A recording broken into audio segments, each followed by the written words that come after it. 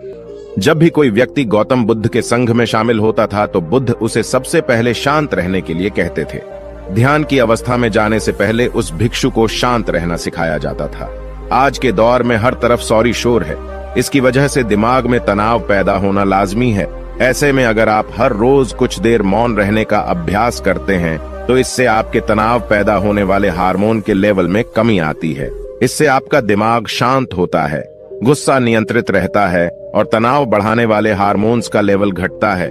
आज के इस वीडियो में हम जानेंगे कि किन मौकों पर हमें शांत रहना है और किन मौकों पर हमें बोलना है और शांत रहने से हमारे अंदर क्या बदलाव आ सकता है। दोस्तों, संध्या काल का समय था। गुरु अपने सभी शिष्यों को बुलाते हैं और कहते हैं, कल सुबह सब लोग नदी में स्नान करने के बाद तुरंत हमारी कुटिया के सामने उपस्थित हो जाना। सभी इसी से हैरान रह जाते हैं कि हम लोगों ने कुछ गलती की है क्या, लेकिन गुस्से से यह कहते हैं कि हो सकता है कि गुरुजी कल सुबह कुछ अच्छी बात बताने वाले हैं। सब लोग रात को सही समय पर सो जाते हैं और सुबह उठकर सभी लोग नदी में स्नान करने के बाद वापस गुरुजी के सामने उपस्थित हो जाते हैं। गुरु कहते हैं, आज हम तुम सबको चुप रहने के फायदे के बारे में बताऊंगा। गुरु कहते हैं, 10 मौके जहां पर चुप रहने से होता है लाभ और बोलने से नुकसान। गुरु कहते हैं, अगर आप इन 10 मौकों पर शांत हो गए यानी मौन हो गए तो आप जो चाहेंगे वही मिल जाएगा। आपकी जिंदगी में चमत्कारिक बदलाव शुरू हो जाएंगे। जरूरत से ज्यादा बोलना या चुप रहना दोनों ही अच्छी बात नहीं है। जैसे जरूरत से ज्यादा बारिश हो जाना या फिर धूप दोनों ही दिक्कत देती है, उसी तरह अनावश्यक बोलने से भी काफी नुकसान होता है। गुरु कहते हैं कि पहला ऐसा मौका जहां पर व्यक्ति को चुप रहना चाहिए, बिना तथ्य के ना बोले। गुरु ने कहा, अगर आपके पास कोई तथ्य नहीं है तो वहां चुप रहने में ही भलाई है। चुप बैठने से दिमाग में नई कोशिकाओं का निर्माण होता है और इससे ज्ञान की वृद्धि होती है। बोलने में भलाई वही है जहां आपको किसी चीज के बारे में पूरा ज्ञान हो। अगर आप बिना तथ्य के कहीं बोलते हैं या फिर बेवजह बोलते हैं तो आपका वहां मजाक भी बन सकता है। अगर आपके पास पर्याप्त जानकारी नहीं है, ऐसी जगह पर बोलने से आपका मजाक तो बनी रहेगी, साथ ही साथ लोगों का भरोसा भी आपसे उठने लगेगा। इसलिए ऐसी जगह पर शांत रहो जहां तुम्हें पता ना हो कि क्या बोलना है क्या नहीं। कई बार कुछ लोग ऐसे होते हैं जो हर जगह अपनी उपस्थिति बताने लगते हैं। उन्हें पता नहीं होता है कि हमें क्या बोलना है, लेकिन फिर भी बोलते जाते हैं और फिर बाद में दूसरे लोग उनके जाने के बाद उनका मजाक उड़ाते हैं। जब तक आपको उस तथ्य के बारे में अच्छा ज्ञान नहीं है, उसके बारे में पता नहीं है, तो वहां चुप रहना ही ज्यादा समझदारी है। गुरु ने कहा, दूसरा ऐसा मौका जहां पर व्यक्ति को चुप रहना चाहिए। शब्दों से न पहुंचे ठेस। अगर आपके शब्द किसी को मानसिक ठेस पहुंचा रहे हैं तो वहां चुप हो जाना चाहिए। कमजोर व्यक्ति के बारे में कुछ भी बोलकर आप महान नहीं बन सकते हैं। महान आप किसी कमजोर का साथ देने में बनेंगे। कई बार होता है कुछ लोग अपने से छोटे व्यक्ति को भला बुरा कहते रहते हैं। सामने वाला इंसान तो कद से आपसे छोटा है, वह आपको कुछ नहीं बोलेगा, लेकिन आप उसकी नजरों में गिरते चले जाएंगे। हो सकता है कि कल वह भी आपसे पद में बड़ा हो जाए। पद में आपसे जब वह बड़ा हो जाएगा तो आज जो रवैया आपका उसके साथ है, आने वाले समय में वह भी आपके साथ वही करेगा। आप किसी को नीचा दिखाकर बड़ा नहीं बन सकते हैं। बड़ा बनना है तो अपने से छोटे लोगों का इज्जत भी करना सीखें और साथ ही साथ बड़े लोगों का भी सम्मान करना चाहिए। लोगों को लगता है कि अगर वह अकड़कर बोलेंगे और सामने वाले को नीचा गिराने की कोशिश करेंगे तो वह बड़े बन जाएंगे, तो यह उन सब की भूल है। बड़े होने की बजाय आप उनकी नजरों में गिरते चले जाएंगे। गुरु ने आगे कहा, इसलिए शिष्यों, तुम सब जब भी बोलना आदर भाव से बोलना ताकि तुम्हारी बात लोगों को अच्छी लगे।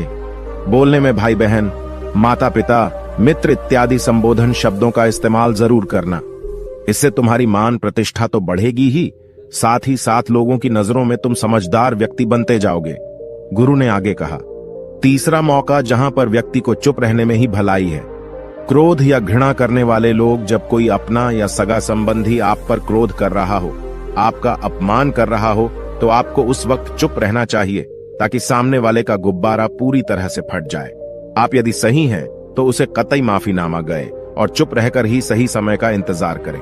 वह खुद आपसे माफी मांग लेगा जब उसे अपनी गलती का एहसास हो जाएगा। गुरु आगे कहते हैं कि अगर आपका कोई सगा संबंधी आप पर क्रोध कर रहा हो और आप उस समय शांत हैं, तो यह आदर सम्मान देने की निशानी होती है। इससे न कोई छोटा होता है और न ही बड़ा। अगर आपको क्रोध आ रहा है तो आप या तो वहां से किसी का अनादर किए बिना चले जाएं या फिर चुप रहें। क्रोध करने से आपके रिश्ते खराब होंगे। क्रोध करने से हमेशा क्रोध करने वाले व्यक्ति का ही बुरा होता है। गुरु आगे कहते हैं कि एक बार की बात है, एक सांप जंगल से भागते हुए किसी राजा के घर में पहुंच गया। लोगों ने छेड़खानी की तो वह बहुत ही गुस्सा हो गया, जिससे घर में जो तलवार पड़ी हुई थी उसी को लपेटकर कसने लगा और धीरे धीरे उसका पूरा शरीर कट गया। ठीक उसी प्रकार हमारा गुस्सा भी हमारे शरीर को तलवार की भांति काटता रहता है। गुस्सा ध्यान से खत्म होता है प्रतिदिन। अगर आप ध्यान की मुद्रा में बैठे हैं तो आपका गुस्सा आपके नियंत्रण में रहेगा। गुरु आगे कहते हैं कि यह तरीका है कि आप प्रतिदिन ध्यान का अभ्यास करें। इससे आपके शरीर में जो हार्मोन्स गुस्से को बढ़ावा देते हैं वह सब तुम्हारे नियंत्रण में रहेंगे, जिससे शरीर गुस्से पर आसानी तुम्हारा से काबू पा लेगा। लेकिन एक तरीका यह भी है कि जब भी आपको गुस्सा आए तो आप यह समझने का प्रयास करो कि क्या मेरा गुस्सा जायज है या नहीं। हमें वहां पर बोलना चाहिए कि नहीं। जब आप खुद इस बात का आकलन लगा पाएंगे तो आपको खुद पता चल जाएगा कि हमें गुस्सा करना चाहिए या नहीं। फिर भी आपको गुस्सा आ रहा है तो आप वहां से हटने का प्रयास करें, वहां से दूर चले जाएं। धीरे धीरे समय के साथ आपका दिमाग शांत हो जाएगा। गुरु ने कहा, चौथा ऐसा मौका जहां पर इंसान को बहुत ही समझदारी के साथ काम लेना चाहिए, वहां पर आपको चुप रहना ही चाहिए, जहां पर उस मुद्दे से आपका कोई संबंध ना हो। अगर आपका किसी मुद्दे से कोई संबंध ना हो तो वहां आपका चुप रहना बनता है।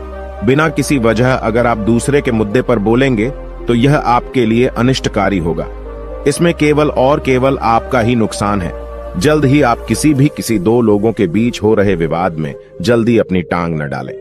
अगर सामने वाला आपको बुला रहा है अपना झगड़ा शांत करवाने के लिए तो ही आप वहां पर जाएं। किसी की व्यक्तिगत जिंदगी में दखल अंदाजी नहीं देनी चाहिए जब तक कि वह व्यक्ति आपको नहीं बुलाता है।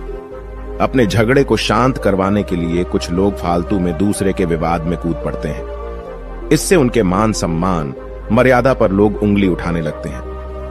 गुरु कहते हैं कि 10 मौकों में 5वां ऐसा मौका जहां पर व्यक्ति को बहुत ही समझदारी के साथ चुप रहना चाहिए। आपके शब्दों से किसी मित्र को हानि न पहुंचे। अगर आपके शब्द सामने वाले के परिवार या मित्रों की प्रतिष्ठा के बारे में बुरी झलक दिखा रहे हैं तो आपको चुप रहना चाहिए। किसी के परिवार या फिर मित्र के बारे में बुरा बोलने से केवल आप ही बुरे बनेंगे। जो चीज आसानी से खत्म की जा सकती है उसे अपने शब्दों से बड़ा न करें। बिना चिल्लाए बात करने का प्रयास करते रहना चाहिए। अगर आप बिना चिल्लाए कोई बात नहीं कह सकते तो आपका चुप रहने में ही भलाई है। किसी पर चिल्लाने से आपके व्यवहार के बारे में पता चलता है। ज्यादा बोलने से चीजें हमेशा खराब ही होती हैं। कई बार कुछ रिश्ते ज्यादा तेज बोलने की वजह से टूट जाते हैं। इसलिए अपनी आवाज में मीठापन लाएं। आपके शब्दों से आपके दोस्त को हानि नहीं पहुंचनी चाहिए। कभी कभी दोस्तों के जब हम मजाक हैं तो रहे कि आपके शब्दों से किसी का अनादर ना हो। मजाक को भी हमेशा शब्दों के मायने में ही रखें। जहां किसी को शब्दों से चोट लगे वहां चुप हो जाएं। ज्यादा बोलने से हमेशा नुकसान ही होता है। किसी और की प्रतिष्ठा को अपने शब्दों के माध्यम से उसे हानि नहीं पहुंचानी चाहिए। यदि आपके शब्दों से किसी और की प्रतिष्ठा को ठेस पहुंच रही है तो वहां आपको चुप हो जाना चाहिए। जब कोई व्यक्ति आपके सामने नहीं है तो आप उस व्यक्ति के बारे में बुरे शब्द किसी तीसरे व्यक्ति के सामने न बोलें। गुरु कहते हैं, छठा मौका जहां पर व्यक्ति को चुप रहना चाहिए, जब कोई कर रहा हो किसी की बुराई। जब कोई आदमी आपके सामने किसी तीसरे आदमी की बुराई कर रहा हो तब तुम्हें चुप रहकर बस सुनना चाहिए। अपनी राय व्यक्त नहीं करना चाहिए, क्योंकि जो आज आपके सामने किसी तीसरे की बुराई कर रहा है वह कल किसी और के सामने आपकी बुराई भी कर सकता है।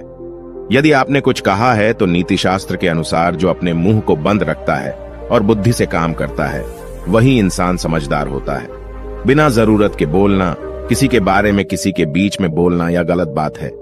कभी कभी हमारे लिए बुद्धिमानी इसी में होती है कि हमें अपना मुंह ऐसी जगह पर नहीं खोलना चाहिए। गुरु आगे कहते हैं कि 10 मौकों में 7वां ऐसा मौका जहां पर व्यक्ति को चुप रहना चाहिए, जब कोई नहीं समझे आपकी भावना।